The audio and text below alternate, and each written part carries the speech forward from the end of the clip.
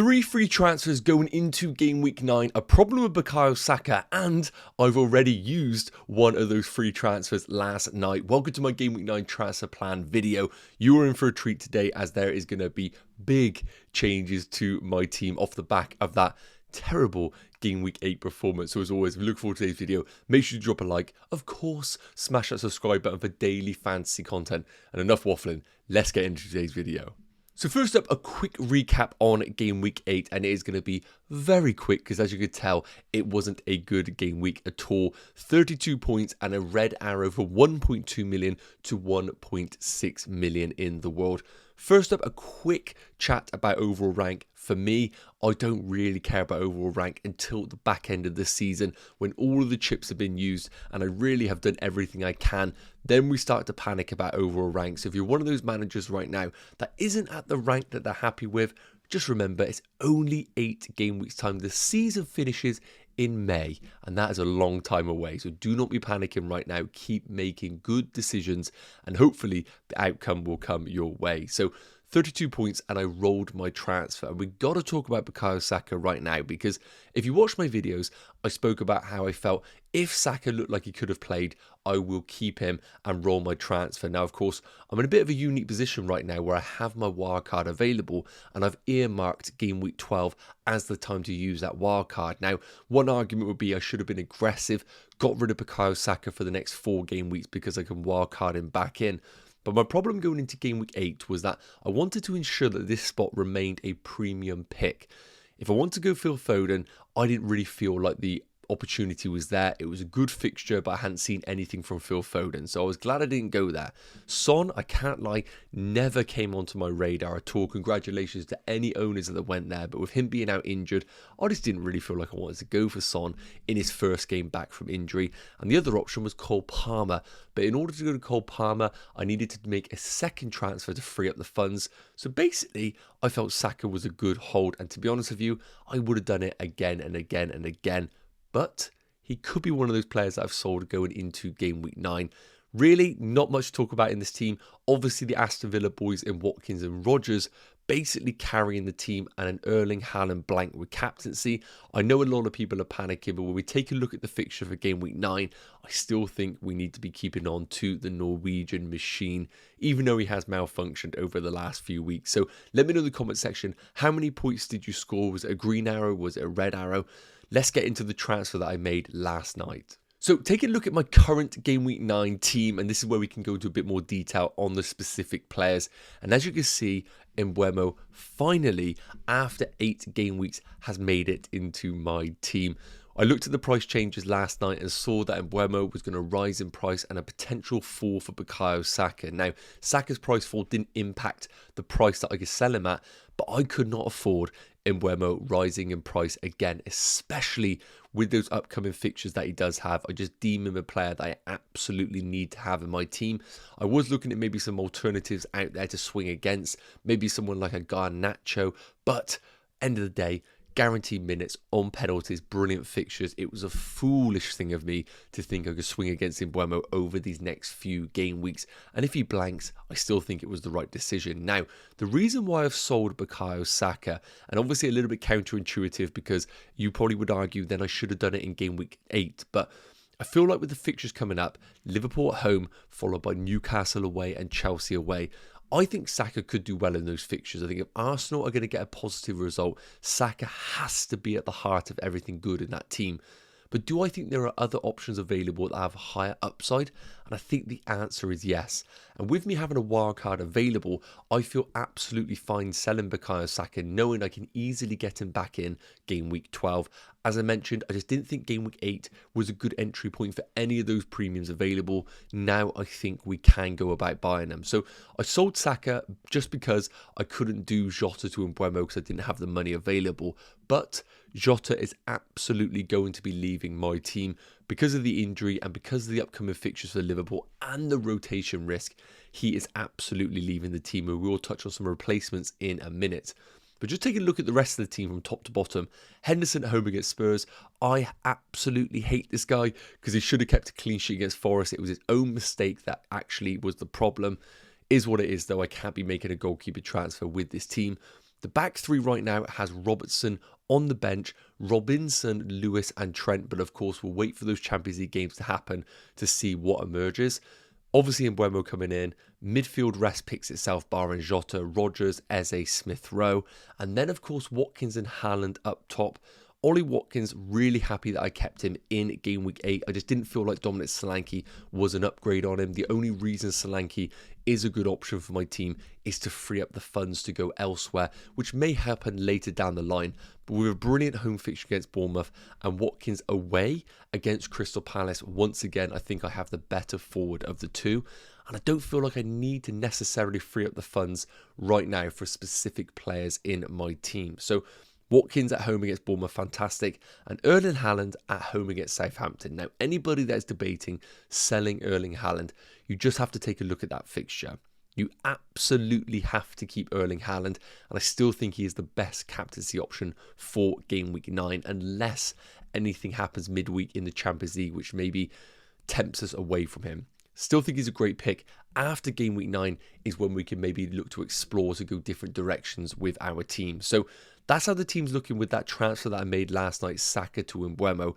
But with 2.5 million in the bank, a problem with Diogo Jota and double Liverpool defence, I need to explore what direction to take this team, as I still need a premium midfielder to have in this team. So let's touch on that right now and who is the best premium for the next few game weeks. So who is the best premium midfielder for the next few weeks? Now, of course, as I mentioned, we need to take a look at this with a short-term perspective because the wildcard is still being planned to be used in game week 12 to jump on some of those great fixtures for those specific teams. So even though I've put up game weeks 9 to 12, I'm very much looking at game weeks 9 to 11, but of course game week 12 may help your decision making as well if you're in a similar situation to myself. So a quick recap: Foden being the cheapest of the bunch at 9.2 million, Son at 9.8, and then Cole Palmer being $1 million more than Son at 10.8 million. And that is absolutely something that we need to consider with our transfers, because we need to ask ourselves, is Cole Palmer 1 million better than that of Son? And also what we need to take into account is that Son and Foden can easily be done from Jota to either of those.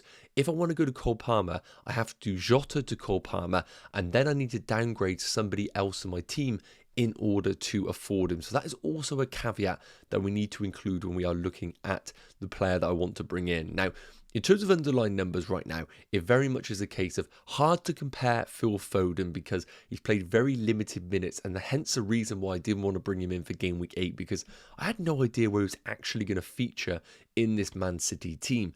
And of course, right now with Kevin De Bruyne looking like he is now available for selection in game week 9, and with the lack of creativity in this City team, I would argue that maybe they need De Bruyne in that City team more than Phil Foden right now. And can I envisage Pep Guardiola putting Foden and De Bruyne in the same team in a game against Southampton? Probably, because they are going to dominate the ball, and I don't think they need that midfield presence as that away against Wolves. But for Phil Foden right now, my main concern is that, yes, I might get the game week 9 fixture, but I need to look beyond that. And can I see him featuring in game week 10 and game week 11 guaranteed? And I think the answer is going to be no. So as a 1 game week punt, I absolutely love Phil Foden, but I need a player that's going to be delivering for me over the next 3 game weeks in both minutes and also guaranteeing his positioning on the pitch. I just don't think Phil Foden can offer me that right now. But if we don't see him feature in the Champions League and De Bruyne plays maximum minutes, maybe I could be more tempted to Foden if he is going to be maybe a Premier League player going forward. But right now, Phil Foden is off the agenda for me. So it very much comes down to Son versus Cole Palmer, which is a really interesting debate, because before this, I was all about Cole Palmer because he was absolutely the premium to go for. When we take a look at the fixtures, that doesn't really back it. Newcastle at home, I do think is a good fixture for Chelsea, but do I think they could score 3-4 goals? I think the answer is going to be no. Then away against Man United, which sometimes can be a bogey team for Chelsea, and the fact that they're playing experienced heads in the midfield makes me think that could be a more difficult game than what it once was before. Then Arsenal at home is never a good fixture in game week 11. Even with Arsenal's slight defensive woes recently, I don't see Chelsea scoring a bag full of goals there. And of course, game week 12, I will have Cole Palmer regardless on a wildcard team. And when I compare that to Spurs' fixtures, Crystal Palace away, who are really struggling right now, Villa at home, who play that high line. I think Spurs could get some joy against them. And then Ipswich at home, which is the real money fixture in game week 11. And that's something that I really need to consider with the players that I'm bringing in, because game week 11 is a very difficult fixture, game week, for us to captain players. Erling Haaland, of course, is away against Brighton, which could be a great fixture, no denying, with Brighton's difficulties defensively. But Ipswich at home for Spurs feels like a fantastic alternative captaincy pick in that game week. Whereas Cole Palmer at home against Arsenal, there is no world that I'm putting the captaincy on him there. So right now, I think if I didn't have the wildcard available, it would be Cole Palmer and he would be in for the long term. But over the next 3 game weeks, and the fact that I don't have to make an additional transfer to my team, I feel like Son might actually be the route to go for in my team for the next 3 game weeks, and then bring in Cole Palmer in game week 12. I know it could shoot me in the foot right now, but I think game weeks 10 and 11 is where he really could make the difference up on someone like Cole Palmer. Let me know your thoughts on the comments. Captaincy, of course, is a big sway for me when I am looking at this here, but I really do like Son as my pick for the next 3 weeks. Now, I just wanted to quickly touch on some defensive options that I am looking at, because having double Liverpool defence hasn't really paid off dividends over the last few weeks. We see some rotation from Robertson, and obviously Liverpool conceding the occasional leaky goal like they did against Chelsea. So if I was to go down the Cole Palmer route, and like I said, I'm not completely ruling it out, I think I would need to free up the funds by selling one of my defenders in the shape of Robertson or Trent. And I'm in a bit of a unique position where I have obviously double Liverpool defence. So I feel like I would sell Robertson in this case to one of the cheap enablers. But obviously if I'm looking at more of a premium option like a Vardial, then Trent I do think can be sacrificed, especially with me having the wildcard available, knowing that I can jump back on him whenever I choose to. So just take a look at the fixtures right now. I really do think Aït-Nouri is a great differential in the upcoming weeks.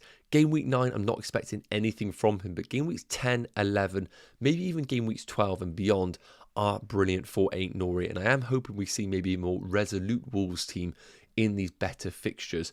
Pedro Porro, a player that isn't necessarily the level he was at last year, but we saw really good things in game week 8.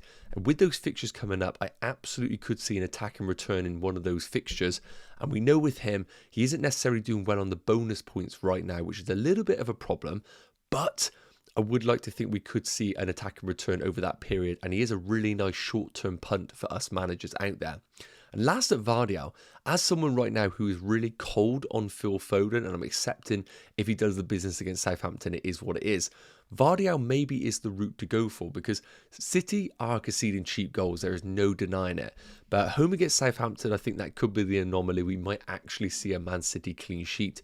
Then Bournemouth away, Brighton away. Not easy fixtures, and that is the only reason why I'm a little bit hesitant to even consider Vardial, because I think we're a little bit skewed right now with his goal scoring prowess that he's had this season. If we take out those long range efforts that he scored from, then is he actually that good of an option? I think he's great if you own him, but I don't necessarily think I need to be jumping on him right now at 6 million unless I was selling Trent. So I'm not planning on selling my Liverpool right now, but if I was to do so, I think I'll just come all the way down to Aït-Nouri and free up tons of money in my team to have different directions elsewhere with my squad. But let me know your thoughts in the comment section. So here are my game week 9 transfer plans. Of course, I've made the SAKA to Mbeumo move, and now I have 3 different routes that I've spoken about. The Phil Foden route, the Son route, or the Cole Palmer route, because this team needs a premium midfielder there locked in over the next few weeks to allow me to pivot if things do change. And as I mentioned, Phil Foden right now is the 3rd pick of the options. I think he could be the biggest returner in game week 9. But after that, I have no idea whether the returns are going to come and if he starts, especially with that return to Kevin De Bruyne. So we are just right now looking at the Cole Palmer route or the Son route. So let's firstly take a look at what Son would do with my team. So Jota is absolutely the player that is going to be sold, regardless if Slot comes out and says that it isn't actually that bad of an injury. With the Champions League, with Darwin Núñez, there is too much rotation risk there. So if we were to bring in Son for game week 9, really, I think the team can stay like this. Yes, we have got Robertson on the bench, and that is a bit of a cash cow in the team. But I do think if the starting 11 looks good, that ain't a bad player to come on in the worst case scenario. If a player that I don't expect can come on, that doesn't feature, he can easily replace in the team. So I'd actually be pretty content with this team. But as you can see, money-wise, ain't much in the bank, so I would have to make that transfer as soon as we might see a potential price change for either player. So I may have to make another midweek transfer if that does happen. So I think this team would then stay the same. Then coming into game weeks 10 with the players that I have available, I still have Robertson if I do deem them to actually have a great fixture against Brighton. So he could easily, if I wanted to, come in for Rodgers in game week 10, and the team would look something like this. I would have my coverage in Spurs and still keep someone like an Ollie Watkins if I do think that's still a good attacking fixture for Aston Villa. And if we come down to the fixtures for game week 10 in isolation to see who I'm actually missing in this team, Chelsea away against Man United. If I go down the Son route, I'm basically accepting I don't have Cole Palmer in my team. I've got my Fulham assets for Brentford at home, which I think is a good game. I've got a Liverpool defence for Brighton. Outside of that, I don't really think I'm missing out on too much for game week 10 in particular. I think I have the key players that I really do want.